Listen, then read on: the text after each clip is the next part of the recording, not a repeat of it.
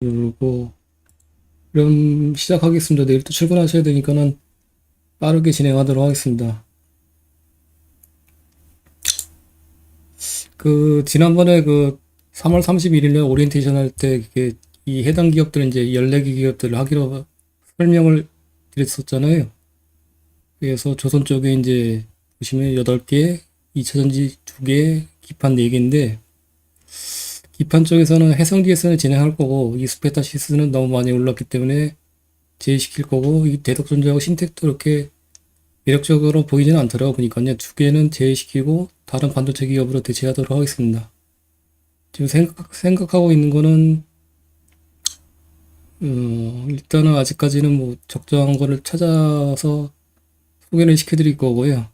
14개는 다 진행할 겁니다. 그리고 이 2개는 진행할 거고 상신 이표 신행 SEC는 그래서 이렇게 8개, 2개, 10개, 11개, 그 다음에 나머지 3개는 대체하는 걸로 이렇게 진행하도록 하겠습니다.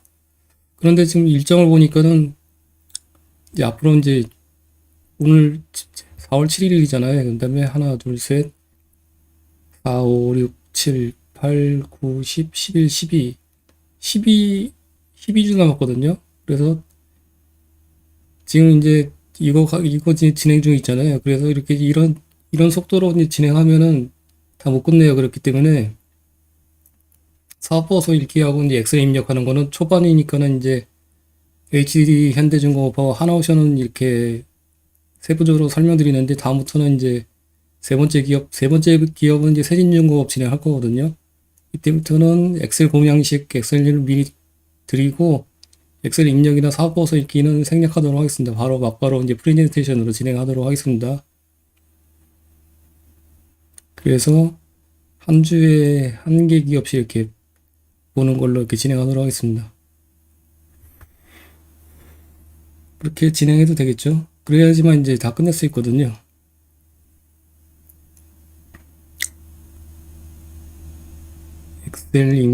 엑셀 입력하는 방법들은 이제 2개만 딱 보여드리고, 지금 처음 가입하신 분들 계실 것 같으니까는 그렇게 진행하고, 이제 공양식만 드리고, 엑셀 입력번 바로 생략하고, 이제 풀 엑셀 데이터 설명드리는 거하고, 프레젠테이션 설명드리는 거 이렇게 각각 진행하도록 하겠습니다. 그러니까 예시를 들면은, 네, 세진중공업을 이제 이때부터 시작할 건데, 세진중공업 토요일 날은 공양식을 미리 전해드리고, 토요일 같은 경우에는 이제 풀 엑셀 데이터를 설명드릴 거고, 일요일 날은 이제 프레젠테이션을 해드릴 거고, 그런 식으로 진행하도록 하겠습니다.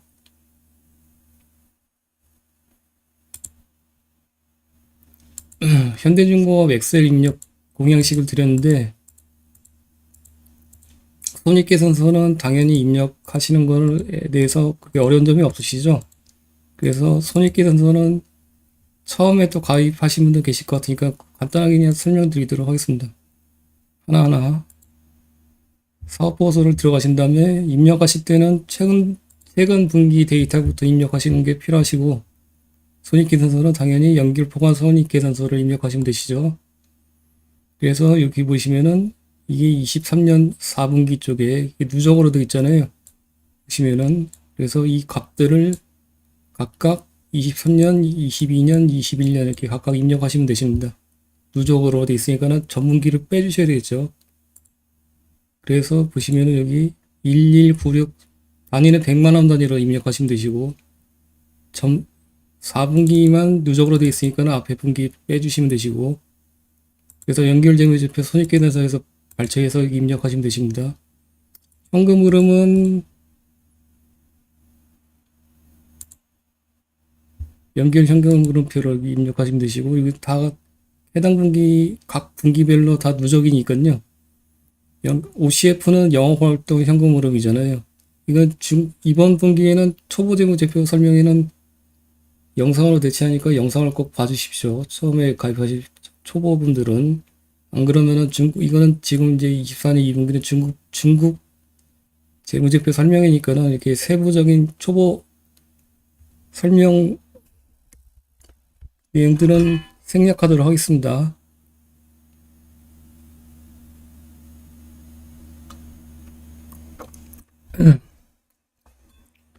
그래서 OCF는 영업활동 현금 흐름이고 이것들을 이 값들을 다 입력하시면 되시겠죠. 캐펙스는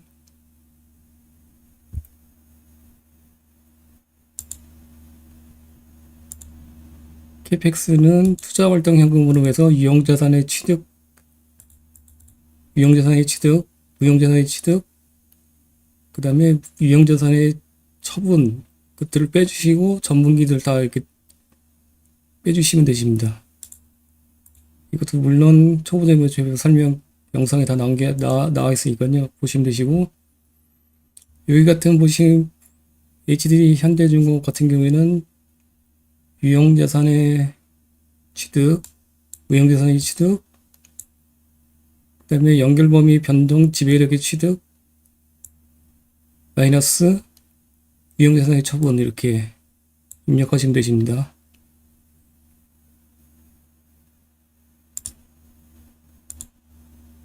그 다음에 계약부채 같은 경우에는 계약부채하고 이제 계약자산 같은 경우에 그러니까는 그 대화방에 질문이 올라오시더라고요. 그래서 계약부채 같은 경우에는 재무상태표에 연결 재무상태표에 이제 유동 부채에 포함되어 있습니다. 그 값들을 입력했고요. 23년 4분기 같은 경우 5812350이잖아요. 보시면은 재무상태표에 부채, 유동부채, 계약부채 이 값들을 입력을 했습니다.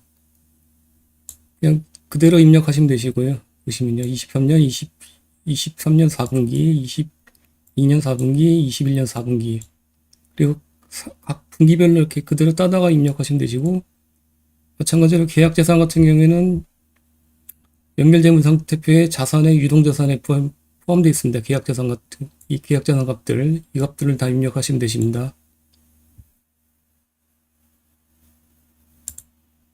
계약부채, 계약자산 이렇게 입력해주시고 매출채권 관련해서는 어디서 입력하시면 되시죠?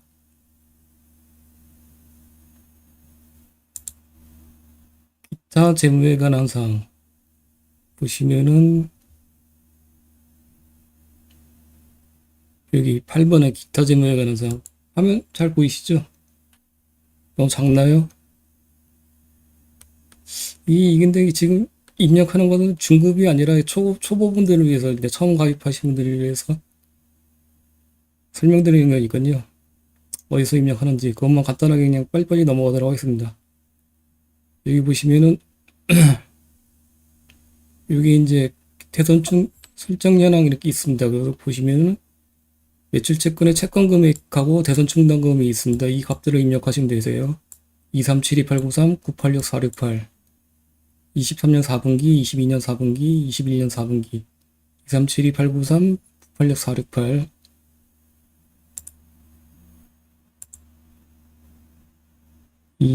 잠깐만 2401 그쵸 237이 893하고 28681 플러스를 시켜놨습니다. 장기 매출채권도 같이 이제 플러스 시켜놨거든요. 이 두 개를 합산시켜놨습니다. 매출채권 및 기타 채권 및 장기 매출채권 및 기타 채권 이렇게 두 개를 같이 해놨습니다. 마찬가지로 대손 충당금도 이 두 개를 다 합산시켜놨습니다. 986 468 118 635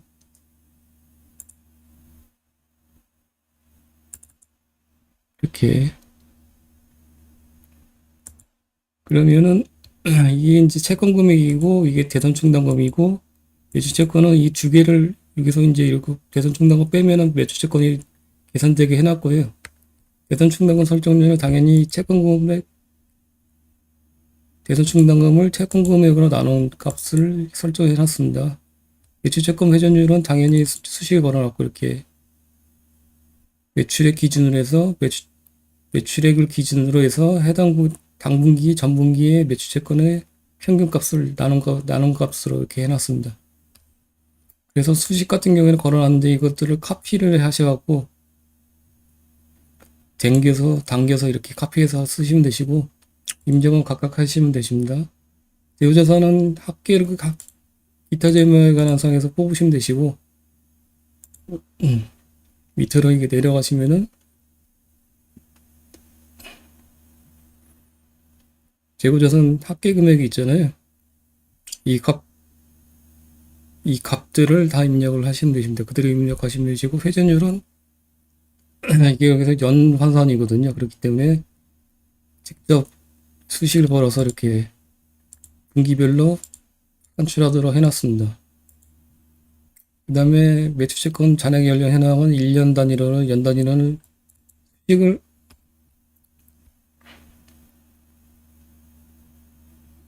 이게 분기별로 없기 때문에 연말 사업보고서만 명기가 되어 있습니다. 그래서 분기 금액들은 없이 연말 사업보고서에서 찾으셔갖고 이렇게 입력하시면 되시는데요. 마찬가지로 기타 재무라는 사항이 있습니다. 여기 보시면은 위쪽에 여기 있잖아요. 경과 기간별 매출채권 및 기타 채권의 잔액 현령 현황. 그래서 6개월 이하 이것들을 따다가 발췌해서 입력을 하시면 되십니다.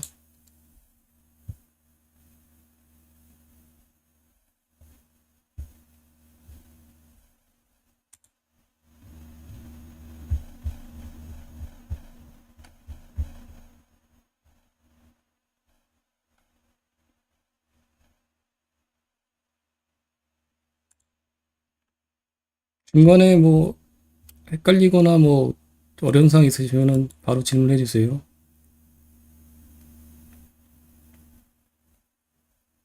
딱 HD 현대중공업 뭐 하나 오시면 두 개만 이렇게 설명드립니다. 다음부터는 입력하는 거는 초보 쪽이니까요. 현재는 24년 2분기로 중급 쪽이니까는 이것들은 이제 생략하도록 할 겁니다. 세 번째 기업부터는.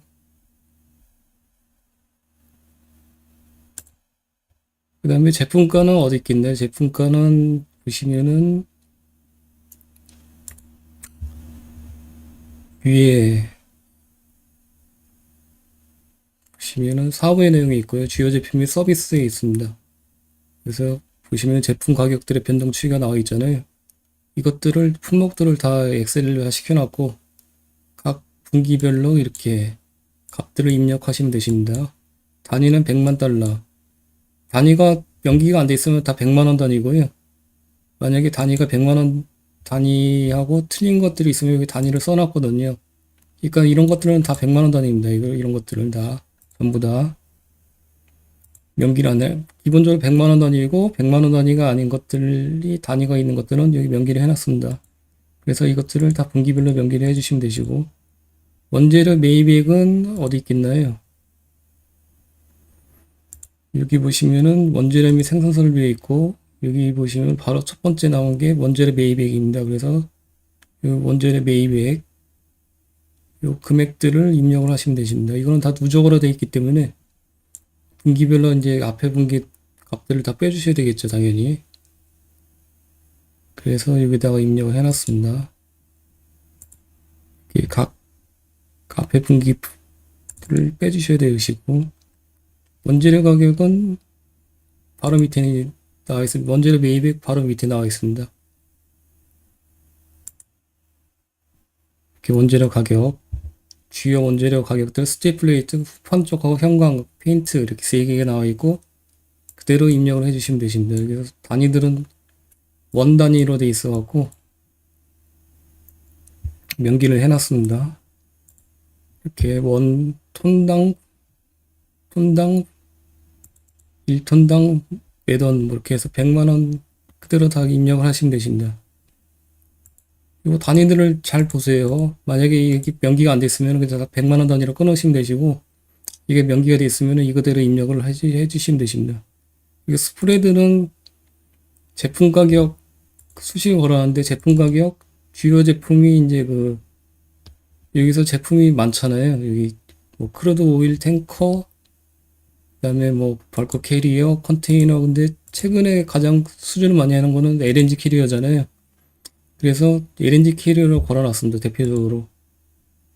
그래서 정확하지는 않죠. 그래서 스프레드가 그래서 이렇게 보시면 LNG 캐리어 가격 나누기 스틸 플레이트 이게 후판 쪽에 대표적이잖아요. 곱하기 1000원 해놨습니다. 이거는 추세만 보기 위해서 하는 거니까요. 곱하기 1,000원 하는 거, 1,000원 안 하면은 0.23%뭐 이렇게 나오니까는 그렇게 이런 식으로 바꾸는 겁니다. 이거는 추세를 보기 위해서 이렇게 수식에 걸어놓은 거기 때문에 천에 대해서 이렇게 의미 있게 보실 필요는 없습니다. 1,000을 곱하든 만을 곱하든 추세만 나타날 수 있게 보실 수 있게 표현을 하고자 해서 이렇게 의도적으로 해놓은 거니까는 그렇게 이해하시면 되십니다. 신규 수주액 같은 경우에는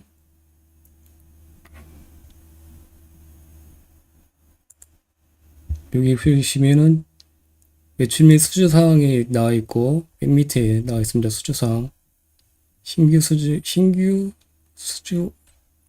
계약액이네. 계약액이네. 수주액이 아니라.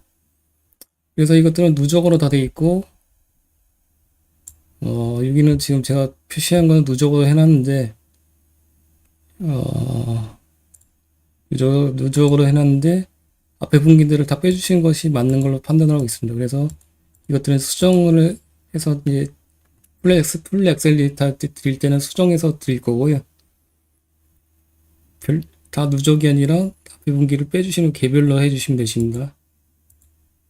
그러면 어느 부분에서는 마이너스가 나올 수도 있어요. 근데 그거는 제가 확인을 해보겠습니다. 근데 수주 공급 계약 체결했다가 그게 취소되는 사례도 있거든요. 그래서 아마 그런 것 때문에 그렇게 마이너스가 나오는 것 같은데,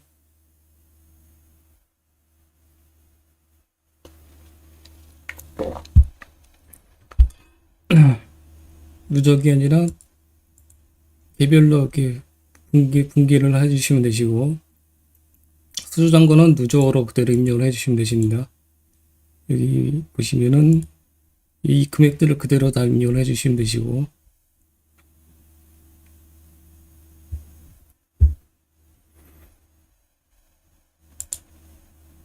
그 다음에 수주잔고는 레깅을 시키는 사유는 당연히 매출액을 출원하기 위해서는 거죠.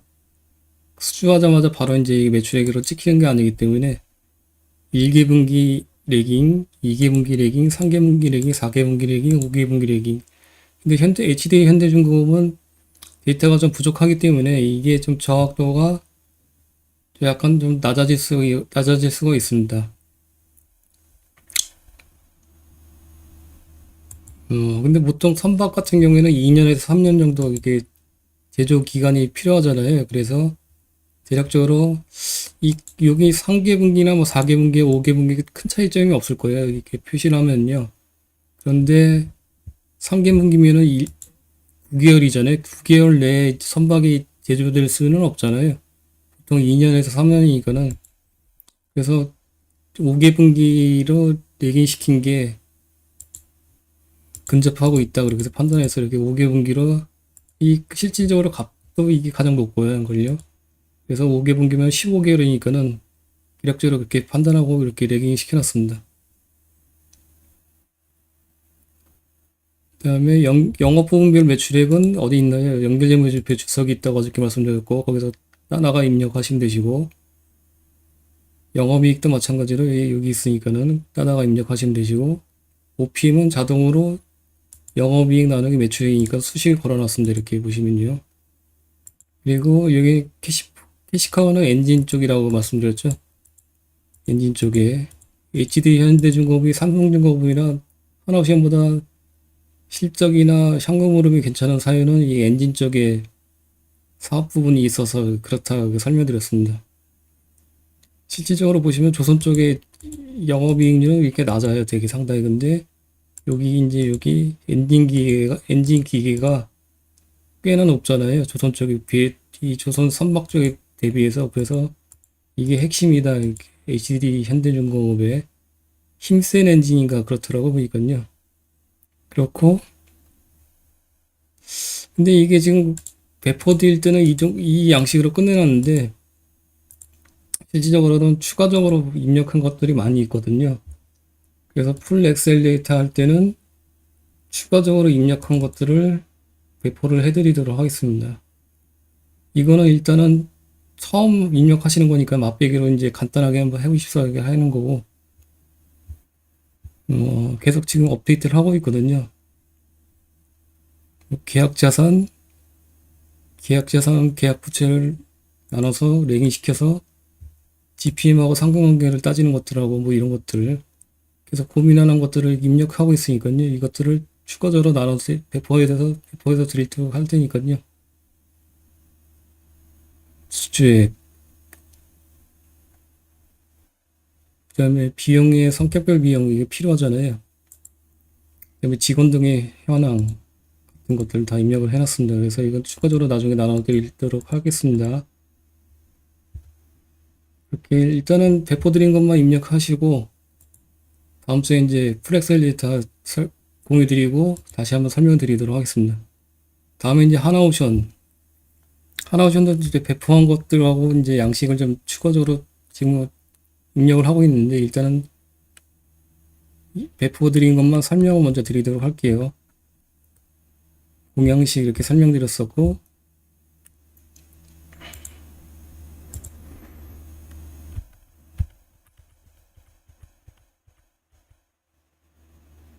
손익계산서는 잠깐만요.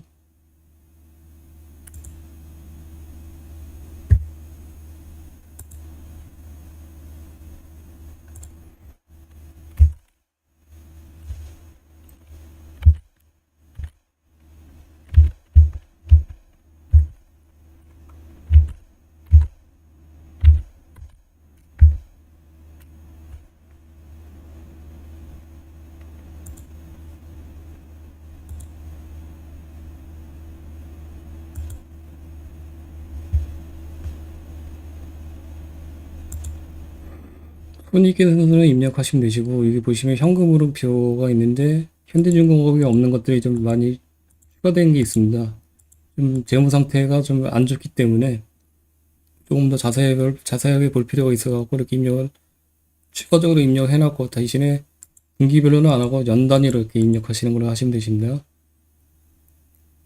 FCF는 연간 단위로 이렇게 입력을 하시면 되시고 이거는 수식을 걸어놨기 때문에 연간 단위는 분기별로 한 것들을 합산해서 해주시면 되시고 현금성 자산은 어디 있나요? 현금성 자산은 재무상태표 있죠? 현금성 자산은 연결재무상태표에서 보시면 현금성 자산하고 기타 금융자산 이게 두 개를 합한 게 이제 현금성 자산이라고 보시면 되십니다.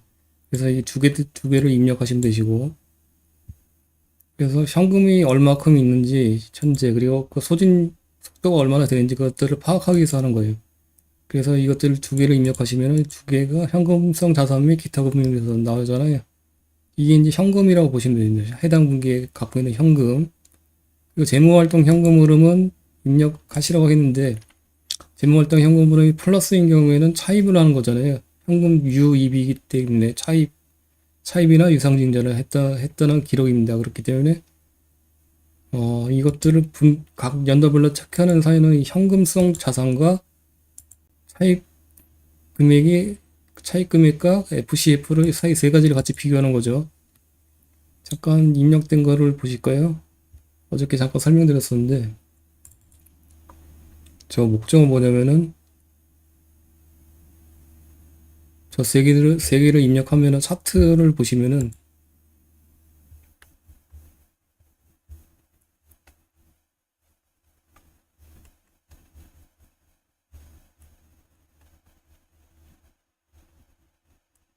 이렇게 지금 보시면 FCF가 이제 잉여 현금 흐름이잖아요. FCF가 플러스이면은 이만큼 현금 유입이 되기 때문에 추가적인 뭐 차입이나 뭐 그런 것들이 필요가 없을 수가 있습니다. 그렇기 때문에 잉여 현금 흐름이기 때문에 그만큼 현금이 영업활동 현금으로 통해서 유입되고 캐펙스를 집행한 다음에 남는 현금이잖아요. 그런데 만약에 이렇게 마이너스가 되게 되면은 추가적인 현금 유입이 필요합니다. 그래서 현금성 자산이 이렇게 해당 연도에 이렇게 있는데 잉여현금으로는 마이너스가 그러면 결국에는 유상증자나 12W에 발행을 해서 이것들을 유지를 시켜야 된다. 그런 개념으로 갖고 가시면 되십니다. 그러면은 FCF는 이렇게 19년도, 18년도는 플러스에 있다가 마이너스로 이렇게 쭉 빠지고 있잖아요.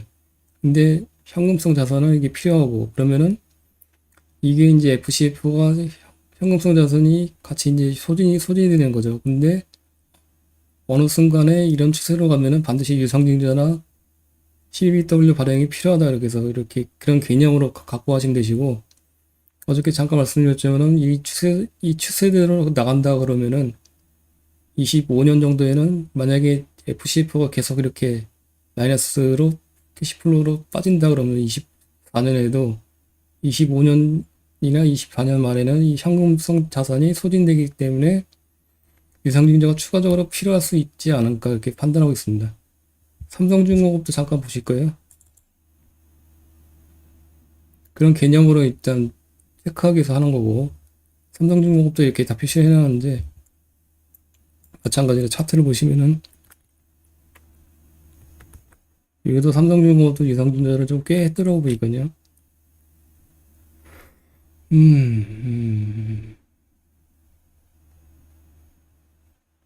여기 보시면 유상증자가 노란색이거든요. 그래서 18년도에 유상증자가 1조 3천억을, 1조 4천억 정도를 했었고, 1조 3,900억. 그 다음에 21년도에 1조 2,700억을 했습니다. 이렇게 보시면요. 사회는 캐시플로우가 마이너스 소진되기 때문에, 그래서 현금성 자산을 유지시키기 위해서 이렇게 진행하는 거죠. 근데 지금 보시면은 22년도 캐시플로우가 계속 대규모 마이너스 캐시플로우가 나오고 있어요. 그래서 현금성 자산이 소진되고 있잖아요. 그렇다면 이 속도로 하면은 만약 계속 FCF가 이렇게 소진이 마이너스 캐시플로우 계속 간다 24년에도 가면은 24년도에도 대규모 유상증자가 진행될 수 있는 개연성이 높다 이렇게 보시면 되실 것 같습니다. 그래서 3년 주기로 가고 있잖아요. 캐시플로우가 쭉쭉 빠지면 근데 속도가 더 훨씬 빨라지고 있잖아요. 지금 캐시플로우가 마이너스 캐시플로우가 그렇기 때문에 24년도에는 삼성중공업은 유상증자를 조심해야 할 필요가 있다 이렇게 판단하시면 되십니다. 그것들을 판단하기 위해서 입력을 하는 거고 현대중공업을 잠깐 보실 거예요.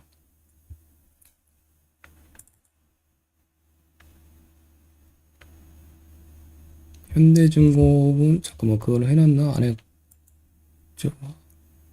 아 이거는 안 해놨어요. 근데 왜 안 했냐면은 분기별로 보시면은 OCF하고 프리캐시플로우가 플러스로 이렇게 돌아서고 있어요. 지금 현재.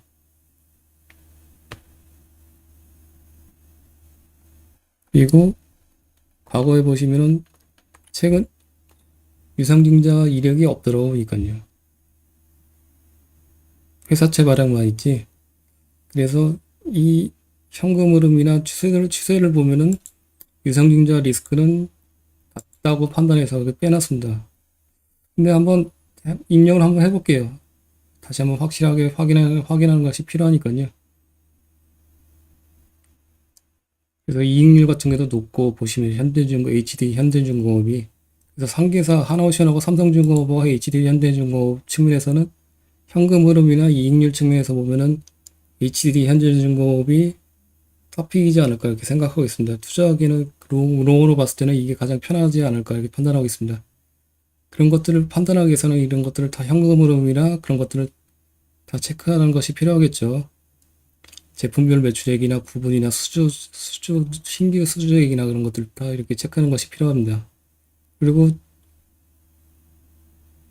다음 주부터 이제 프레젠테이션을 설명드리겠지만 매출채권 잔액 인력 현황이나 이런 것들이 상당히 중요하거든요. 이런 것들을 다 PPT 할 때 설명을 드리도록 할게요. 근데 하나오션 같은 경우에는 일단 결론적으로 말씀드리면은 조금 약간 투자하기는 부적절할 수가 있습니다. 이런 것들이 비율이 상당히 높거든요. 이게 빠지지 않고 계속 높아지고 있기 때문에 추가적으로 나중에 설명을 드리도록 하겠습니다. 그 24년 23년 4분기 24년 1분기 채널에서 일단 1차적으로 한번 설명을 드렸었거든요. 그러니까는 그 영상에 보시면은 그 HD 현대중공업하고 하나오션 관련해서 영상이 올려놨으니까요. 1차적으로 한번 그걸 보십시오. 한 걸요. 그리고 세부적으로 설명 다시 한번 드리도록 할게요. 다시 이제 하나오션 쪽으로 넘어와서 엑셀 입력하는 걸로. 그래서 이런 것들을 다 입력하실 필요가 있으시고 체크나 한번 해보십시오. 그래서 차트화가 되니까요. 이렇게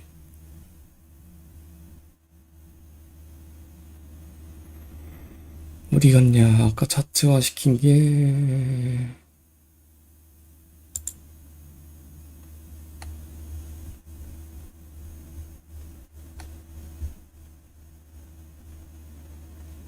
여기 이렇게 차트화가 되니까는 이렇게 차트를 해석을 할 때 제가 설명드린 거를 참조하셔서 이해하시면 되십니다.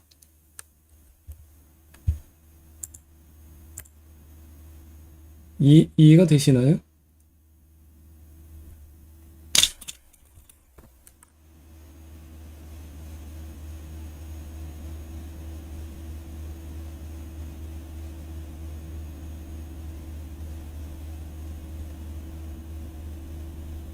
이해가 안 되시나?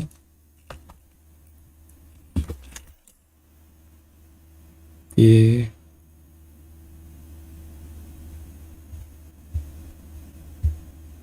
이 스터디 그룹 방을 만들어 놨잖아요. 그래서 서로 간에 이런 것들을 상의하고 논의하는 걸로 이렇게 진행하세요 한 걸요.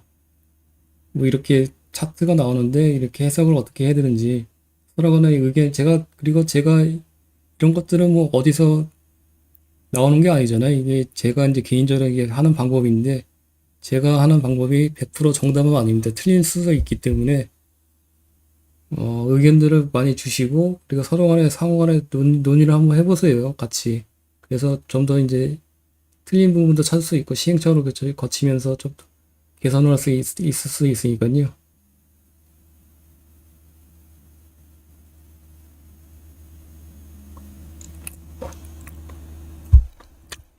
다시 한번 말씀드리자면 제가 하는 것들은 100% 정답은 아닙니다. 틀릴 수가 있어요. 그래서 제가 이제 계속 저도 이제 하면서 이제 시행착오를 거치면서 여러 가지 이제 방법을 고민하면서 이렇게 계속적으로 개선안을 도출을 해서 이제 설명을 드리도록 하겠습니다. 그리고 어저께 그 계약 자산으로 나눈 값들을 GPM하고 이제 연계시켜 갖고 한다고 말씀드렸잖아요. 잠깐만 보시면은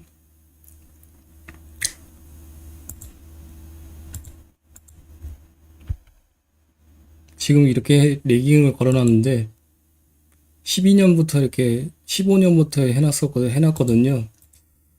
근데 이것도 곰곰이 생각하니까는 계약 자산은 이제 그 해당 분기에 추가되는 계약 내역 이외에 추가되는 비용들의 총합이잖아요.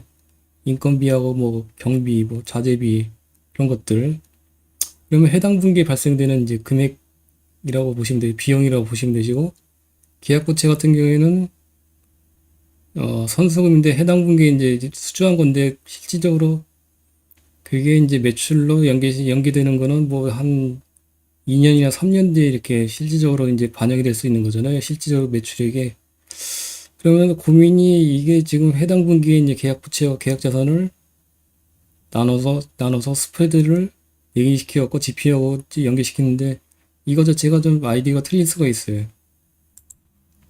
계약 부채는 뭐 한 2년이나 뭐 그 정도 뒤에 이제 레깅돼서 반영되는 거고 계약 자산은 현재 분기의 비용의 총합이라고 할 수 있잖아요. 그렇기 때문에 이것도 다시 한번 고민한 다음에 제가 말씀을 드리도록 하겠습니다.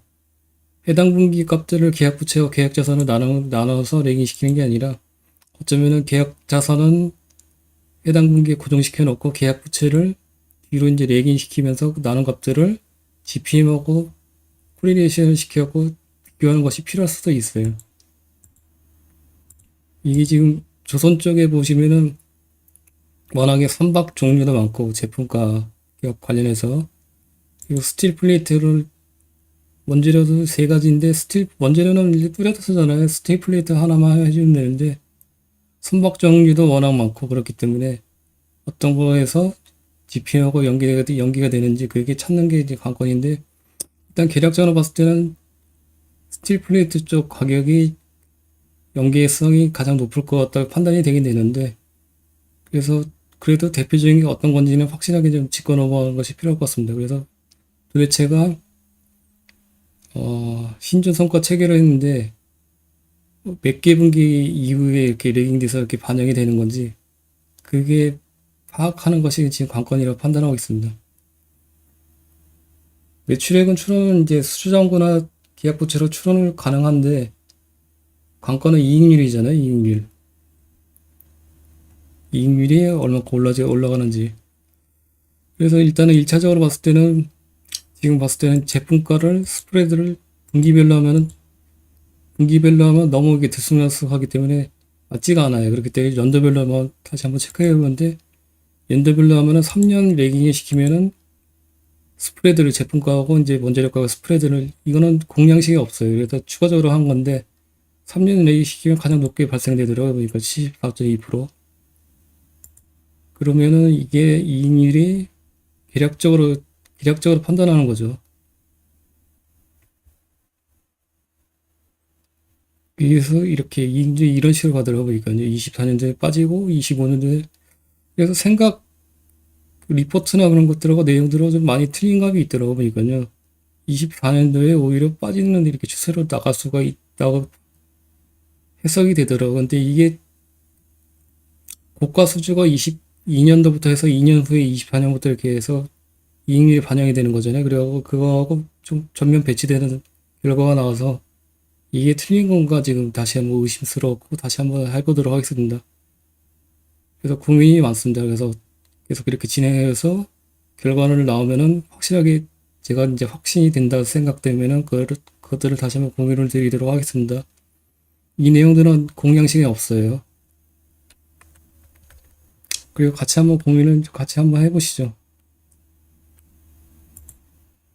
이제 이거 설명드리다 좀 다른 것들을 많이 설명드렸었고 추가적으로 지금 현재 진행하는 것들을 설명드리는 거고 이것들은 다 입력하시면 되시고 재무활동 현금 흐름은 현금 흐름표 있잖아요. 현금 흐름표에 보시면은 현금 흐름표는 영업활동 현금 흐름, 투자활동 현금 흐름, 재무활동 현금 흐름, 재무활동 현금 흐름에 여기 보시면 유상증자가 있잖아요. 연도별로 이것들을 입력하시면 되시고 재무활동 현금 흐름의 플러스라는 거는 차입금을 높였거나 아니면은 유상증자나 12BW를 발행했다는 의미잖아요. 현금 유입이기 때문에 플러스. 그래서 이 2조 8천억에서 3조 4천억을 유상증자를 진행했다고 보시면 되죠. 23년도에. 그래서 이제 현금성 자산이 이렇게 기말 현금성 자산이 유지가 됐다 이렇게 보시면 되시잖아요. 그렇기 때문에 이런 이력들이 많으면은 좀 꽤나 좀 안 좋죠. 프리캐시플로는 계속 마이너스 캐시플로로 가고 그런 것들 따지기 위해서 하는 겁니다. 그래서 입력을 조선주는 좀 꽤나 좀 어려운 것 같아요. 그래서 24년 1분기 실적들이 조만간 나오잖아요. 그래서 프리캐시플로우가 플러스로 돌아서는지 그게 이제 관건인 것 같습니다. 매출액하고 손익보다는 프리캐시플로우를 체크하는 것이 필요할 것 같습니다. 계약부채 추이하고 두 가지. 그래서 일단은 23년 4분기 기준점 봤을 때 HD 현대중공업이 톱백이다. 롱으로 가져가기는 가장 무난한 기업이라고 판단하고 있습니다.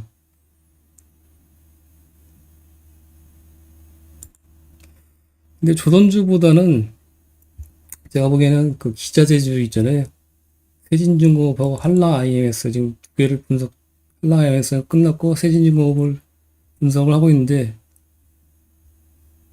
일단 그냥 초반이니까 설명을 쭉 드릴게요. 일단은 두서없이 세진중공업은 일단 엑셀러 그래프를 몇 개 공유를 드렸었잖아요. 보시면요. 이걸 세 번째 기업은 이제 선정할 건데 이 꽤나 괜찮더라고 보니까 이제 현금 흐름이 일단 하나오션하고 이제 삼성중공업이 좀 안 좋다고 말씀했는데 사례들을 계속 공유를 드리는 거죠. 일단은 보시면은 일단 캐시플로우 플러스로 돌아섰고 역대 최대 캐시플로우 영업이익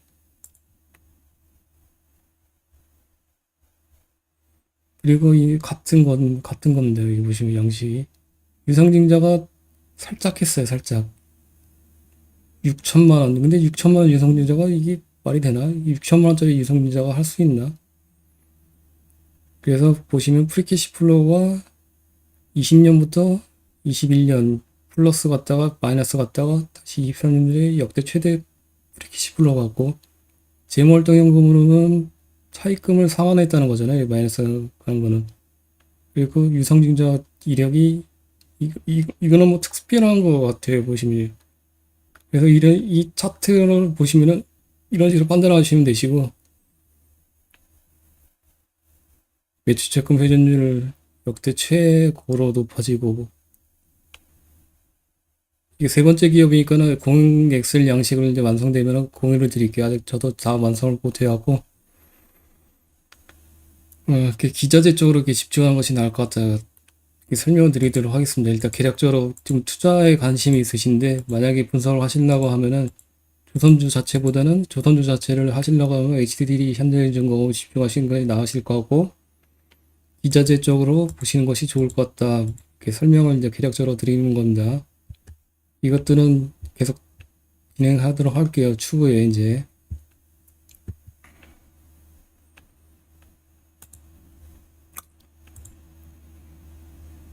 다시 이제 하나오션으로 넘어와서 입력하는 것들을 이거 공익 수익 양식이 있었구나. 이게 포함됐었구나.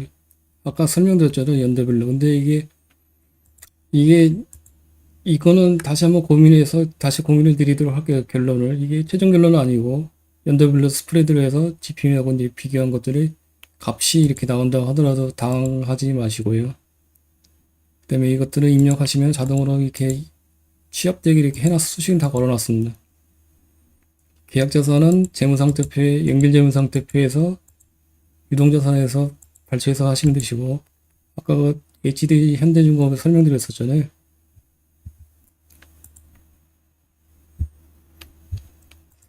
반도체하고 2차전지를 많이 분석했는데, 조선주는 처음 있는데, 조선주도 분석하기 만만치가 않아요, 보니까요.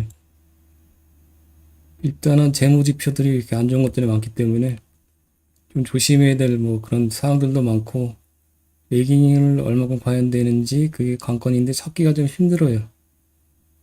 만만치 않은 섹터다 이렇게 보시면 되실 것 같습니다.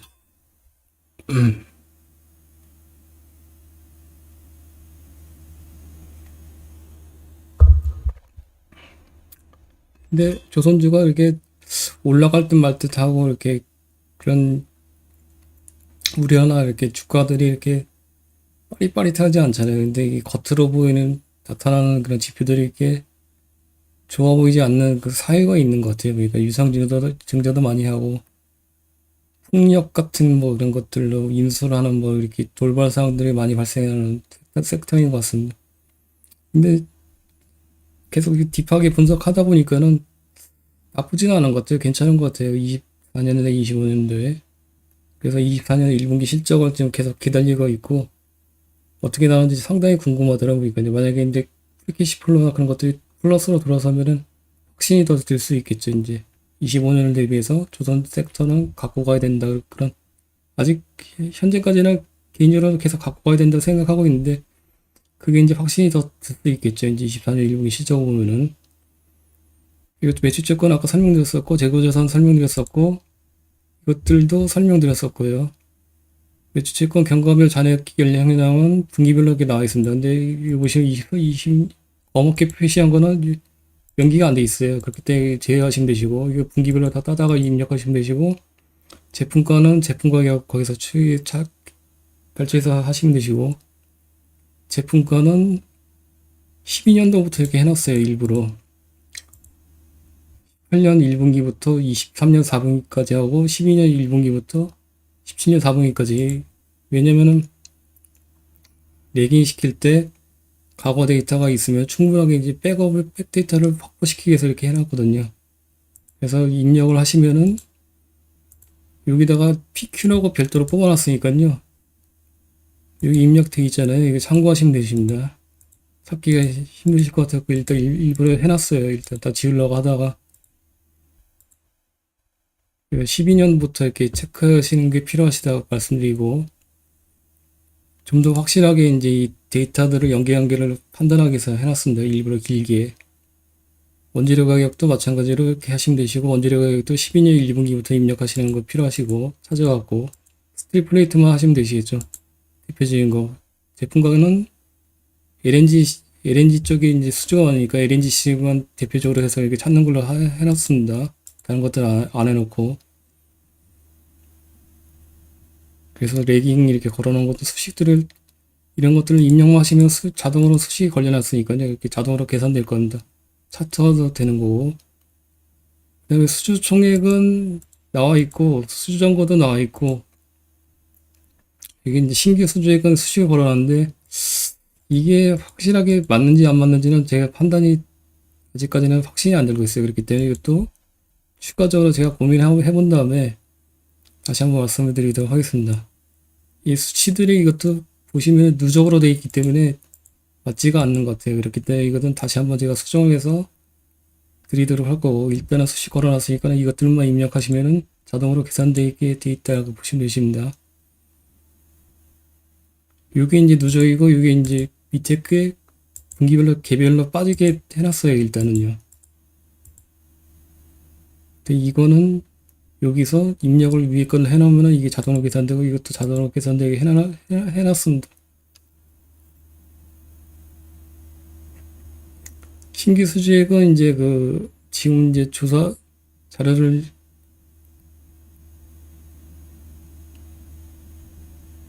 별도로 이제 뽑고 있으니까요. 그것들하고 이제 비교를 한번 해봐야 되겠죠. 공급계약 체결들은 이제 분기별로 해서 각 분기별로 일일이 발췌해서 지금 취합하고 있으니까요. 어저께 잠깐 설명드렸었잖아요. 이거 작성 중에 있으니까는 이게 작성이 끝나면은 지금 18년부터 계속 다 뽑고 있거든요. 그러면은 이렇게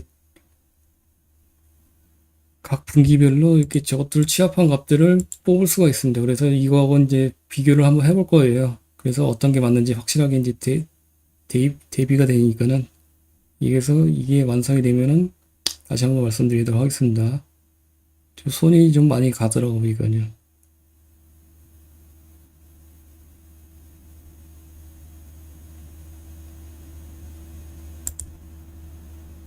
사업분별 매출액이나 영업이익은 어디 있겠네요. 연결재무제표 주석이 있죠. 거기서 발췌를 하시면 되시고, 여기는 보시면은 상선 쪽하고 특수선하고 기타 이렇게 세 개지고 엔진이 없습니다. 엔진이. 그래서 보시면은 조선 쪽에는 아직 영업이익이 마이너스 적자고요. 보시면요. HD 현대중공은 플러스로 돌아섰잖아요. 적자고,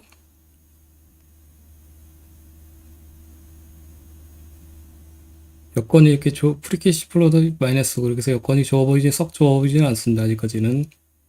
상기사를 비교해 보면 최근에 이제 삼성중공업은 지금 자료를 계속 만들고 있는데, 삼성중공업은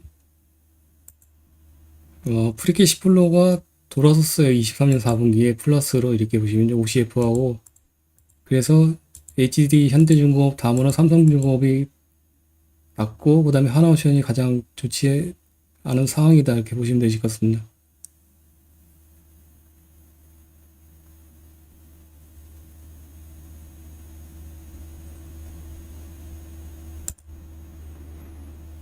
네, 비용의 성격별 분류는 그래서 뽑으시면 되시고, 누적으로 해놨잖아요. 그래서 여기서 값들을 그대로 입력을 여기다 하시면은 저희가 필요한 거는 이제 각각의 개별 별도로 이렇게 보는 거잖아요. 수식을 걸어놨거든요. 위에서 이렇게 빼질 수 있도록. 그래서 여기다가 입력을 하시면은 이 값들이 나오고, 차트는 이것들을 기준으로 지금 해놨습니다. 이렇게 하시면 되시고, 직원에서도 입력을 하시면 되시고, 그래서 차트가 이렇게 쭉 될 거예요. 입력을 하시면은. 그래서 이것들은 다음 주에, 다음 주에는 현대중공업 이제 프레젠테이션하고 엑셀 플리 엑셀에 대해서 설명드리고, 이건 다다음 주에 하나오션은 설명을 드리도록 하겠습니다. 근데 그동안 입력을 한번 쭉 해보십시오 하는 걸요. 그리고 다음 주에는 세진중공업 엑셀 공양식을 공유를 드리도록 하겠습니다. 그래서 세 번째 기업은 세진중공업 진행하도록 할게요. 뭐 입력하시는데 뭐 질문사항 있으십니까? 근데 지금 일단 뭐뭐뭐 입력을 하시라고 이렇게 설명을 드렸는데, 이게 계략적인 거고, 실제로 이 데이터들이 이거 조합 차트로 나오는 것들을 보시고 해석을 하신 거를 이해를 하셔야 됩니다. 그런 것들을 이제 설명을 추후에 이제 드리도록 하겠습니다. 근데 관건은 실질적으로 제가 다 해드린 거잖아요, 지금 현재. 그래서 이것들을 사업 보고서를 읽고 이 데이터들을 아무것도 없이 스스로 이것들을 다 만드실 수 있으셔야 돼요. 초보분들은 처음에는 무리가 있으시니까 이게 안 될 거예요, 분명히. 그렇기 때문에 초보 재무제표 설명 시간 영상을 한번 쭉 다 보시고 하셔야지만 진행하실 수가 있으시고, 지난 분기나 아니면 지난 분기부터 이렇게 들으셨던 분들은 일단은 입력 데이터들을 참고를 하시되 직접 한번 해보십사 이렇게 말씀을 당부를 드리고 싶습니다. 이거는 모방을 하기 위해서 이렇게 공유를 드린 거고, 100% 정답은 아니지만은, 이런 방식으로 이렇게 가자, 이렇게 말씀드린 것도, 저도 이제 조선 쪽에 처음 하는 거거든요. 그래서 계속 수정을 하고 있고, 그렇기 때문에 같이 한번 진행을 해보시죠. 오늘 이렇게 두 개의 기업들 엑셀 입력하는 것들을 간단하게 소개를 시켜드렸고, 다음 주에 이제 HD 현대중공업 풀 엑셀 데이터 설명드릴 거고, 그 다음에 프리젠테이션 진행하도록 하겠습니다.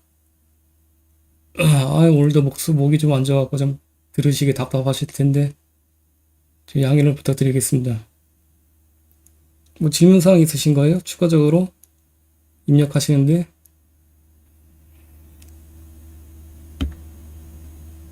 없으시면 오늘 마치도록 하겠습니다. 질문 있으신가요? 뭐 입력하시려고 하시는데.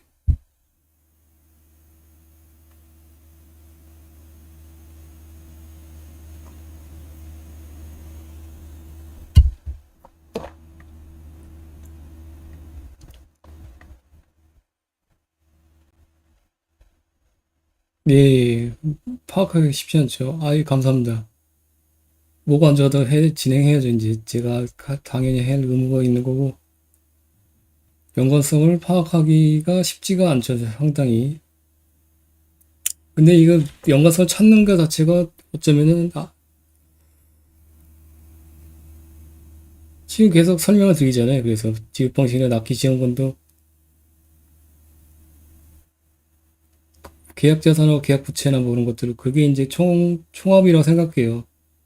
방법이 없습니다. 그런 것들을 정확하게 찾아낼 수 있는 방법이 없어요. 그렇기 때문에 계속 고민 중에 있고, 그것들을 고민한 결과를 다음 주나 다다음 주에 이제 말씀을 드리도록 하겠습니다. 뭐 지금 뭐 지급 방식 같은 경우에도 헤비테일, 톱테일, 스탠다드 방식 이렇게 많이 틀리잖아요. 근데 그 정확하게 이것들을 찾아내서 정확한 연계관계를 뽑아낼 수 있는 것은 불가능하다고 생각해요. 계략적인 추이만 이렇게 찾아내면 어차피 매출액은 추이를 판단할 수가 있잖아요. 수주한 거나 계약 부채로.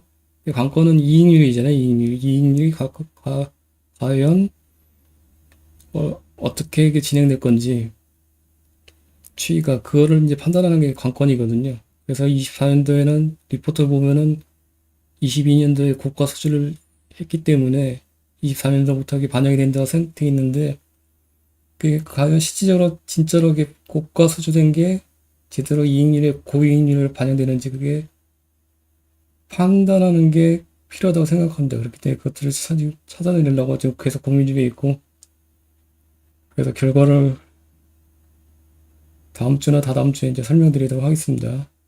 정확한 거는 파악하는 게 불가능해요. 정확한 거는 추이만 찾아내는 거죠. 추이만. 계략적인 추이만. 뭐 추가적인 질문사항 없으시면은 이만 마치도록 할까요? 그럼요.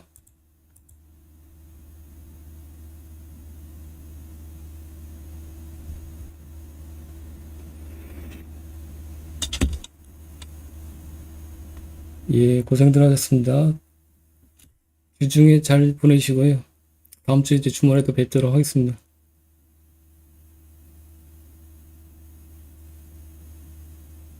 다음 주는 또 관건이네요. 이제 그 표가 있으니까 수요일 날.